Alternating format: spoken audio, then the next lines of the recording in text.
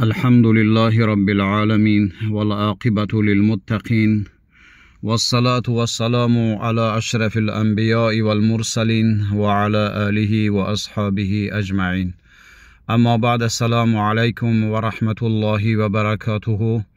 بینندگان عزیز و گرامی و شنوندگان محترم و الله سبحانه و تعالی در این آمدی ماه شریف رمضان، پروردگار متعال ذکرهای ما را، عقیده ما را و تسبیح و ذکر ما را پروردگار باز هم افزون و بسیار هم به درگاه خود خوب و زیبا قبول بگردانه الله سبحانه و تعالی.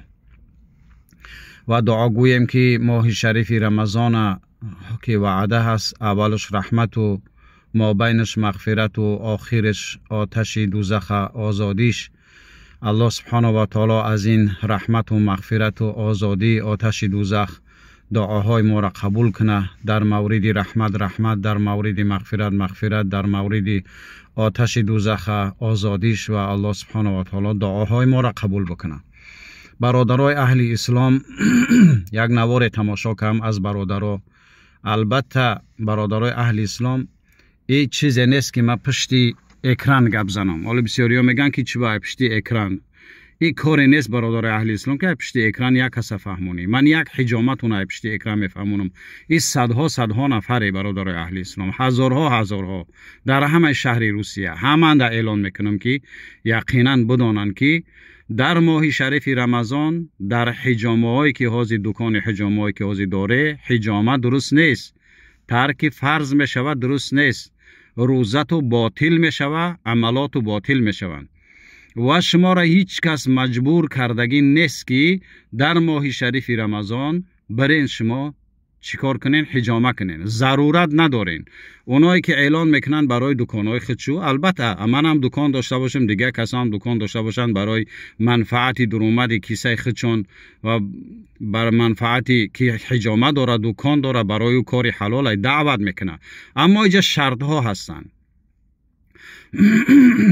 در اون نوار تماشا کردم، بعضیش هم میگه که حدیث پیغمبر خدا صلی الله علیه و سلم است. البته حدیث است. برادرای اهل اسلام، میگه که برای چی خوارجا گمراه شدن؟ لماذا ضلت الخوارج؟ برای چی خوارجا گمراهن؟ لانه جانبا من الدین و ترکوا الجانب الاخر. برای همین مردم خوارج تکفیری که ولی مردم تکفیر کیسان، ایروی همین گمراهی شو که جانب از دین میگیرن و جانب دیگر را ترک میکنن. نه، ما باید خیلی نشیم برادر اهل اسلام. وقتی که حدیثی که میخوانین که احتجم نبی صلی الله علیه و سلم، احتجم النبی صلی الله علیه و سلم و هو صائم، و رسول اکرم صلی الله علیه و سلم حجامه کرد در حالتی که روزدار بودن، و هو محرم اومده گیده یک جای دیگه، و در حالت احرام هم بودن روزدار، در حالت احرام هم بود که حجامه کردن رسول اکرم صلی الله علیه و سلم و هو محرم. احتجم النبی صلی الله علیه و سلم و هو محرم. این خیلی آمدگیه. خوب نکی در جای دیگر حدیثی دیگر انده جناب رسول اکرم صلی الله علیه و سلم گذر کرد در ماه شریف رمضان 2 نفر حجامه کرده حساب بودن. رسول الله صلی الله علیه و سلم گفت که این حجامه کن و حجامه کننده به نزدیکی روزهای هر دوشو میشکنن، روزهاشو میشکنن، روزهاشو شکستن میشکنن، یعنی باطل میشون، بیکار میشون. لفظی ما که میشکنیم میگه باطل میشه، بیکار میشون. برای چی؟ راوی حدیث میگه که برای او 2 نفر غیبت داشتن. 2 نفر غیبت داشتن. پیغمبر خدا صلی الله علیه و سلم این چنین گفت برای اونها. برادرای اهل اسلام، برادرای محترم، قاهریای محترم، از شما خواهش میکنم که همه طرفه دین بگیری. با یک چیزی که برای منفعت خودتونه اعلان نکنه، این حدیث نبگیری. بعد آیت قرآن است، استعیذ بالله، یا ایها الذین آمنوا کتب علیکم الصیام کما کتب علی الذین من قبلکم لعلکم تتقون. الله سبحانه و تعالی در این آیت 158 است. الله اعلم. الله اعلم همی ای 100 و چند بالا دویم پاره قرآن ای.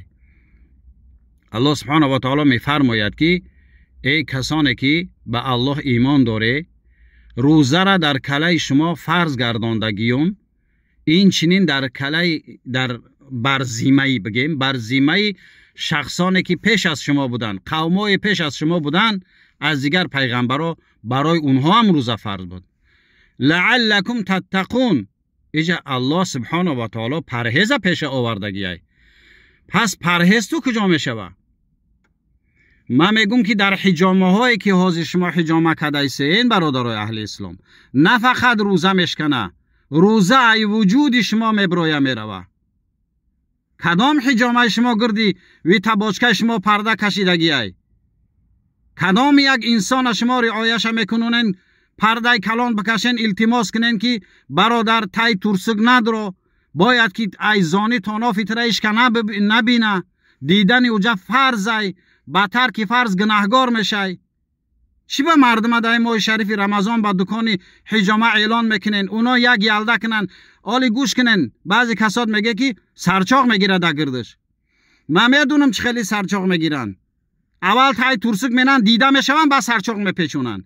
اگر یک مجزدن انسان را تای ترسک ببینی، بیننده هم گناهگار روزش باطل میشوه، اونه که یلده که تیار به حجامه اونم باطل میشوه. شما چوبه این طرف تقوا را فکر نمیکنین؟ اعلان میکنین پیغمبر خدا صلی الله علیه و سلم حجامه که در حالتی صائم بود، این طرف دیگه شنی فکر نمیکنین. اما رفتار رسول اکرم صلی الله علیه و سلم خاص همو جای حجامه را میدیدن حجامه میکردن. این تنمود نه که وی تباش که بدروین یلده کنن، مساج بگیرن، بروان دوش کنن، این خیل نبود. این حجامه شما، ای حجامه که رسول الله صلی الله علیه و سلم کرد، 1,000,000 تریلیون درجه ها فرقیت داره. ایتا اعلان نکنین. هر کسی که برادر اهل اسلام شما اعلان متوجه خودتون، مردم بینندگان عزیز متوجه شما در ماه شریف رمضان با تقوا کنی، با ذکر بسیار گفتن، نمازهای زیادی خواندن، شب زنده داری کردن، آن چیزی را که پروردگار متعال از حلال منع کرده است از حرام هم منع کردگی ای. ماه شریف رمضان ماه است که الله دستور داد چیزی حلال اگر خوردی گناهگار میشه. این دستوری الله سبحانه و تعالی است. پس شما برادر اهل اسلام توجه به اون اعلانای او بلاگرا نکنین هیچ محل، نرین حجامه نکنین در ماه شریف رمضان، روزه ها تو باطل میشوه. شما رعایت نمیکنین. حجامه کننده ها در دکانای حجامه شو رعایت اسلامی نیست. بارها میگم. این ای وقتی که من گفتم که حجامه تای ترسک با همو خلشید، در همو لوبلینا هم همو خلشید، با همو تای ترسک مردم کرده سان.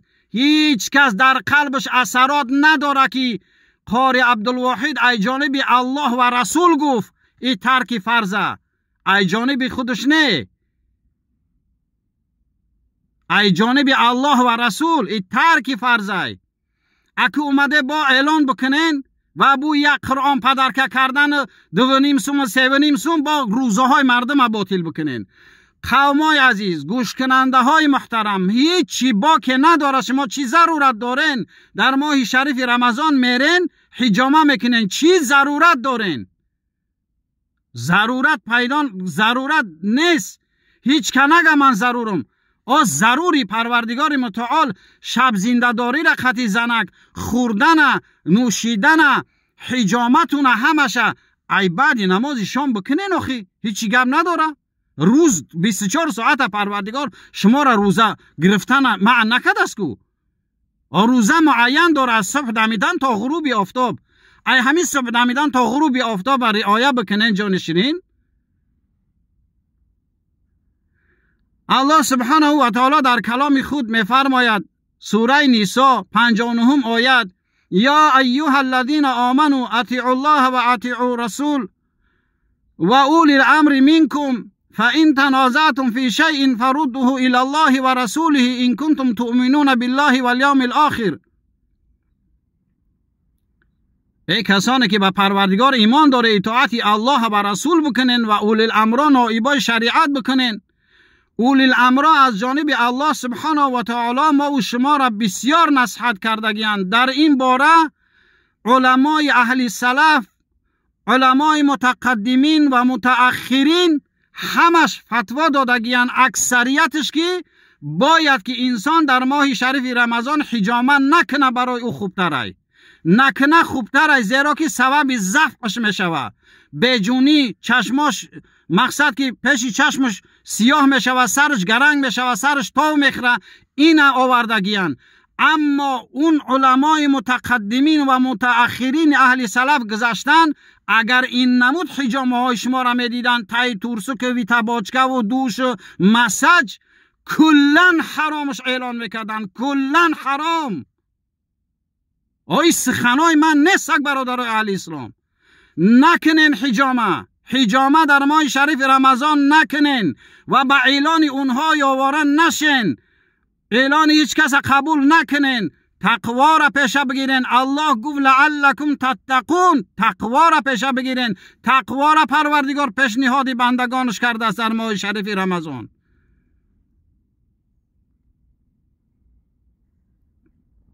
امیدوارم انشاءالله تعالی، امیدوارم که خوبی خوش رو فهمیدین و دیگر اعلان های مردم تماشا نکنین، پس این سوالا نگردین و حتما یقینا ها حجامه کردن در ماه شریف رمضان، خون گرفتن روزه را باطل نمیکنه، اما حجامه های حاضره نه فقط باطل بلکه روزه را از وجود انسان دور میکنه. برای دکان ها معلوم هستند و برای شما هم معلوم هستند. السلام علیکم و رحمت الله و برکاته. پروردگار ماه شریف رمضان سبب آمرزش و مغفرت و آتش دوزخ این وعده را بر همه ما و شما نصیب کنه. و آخر دعوانا ان الحمد لله رب العالمین.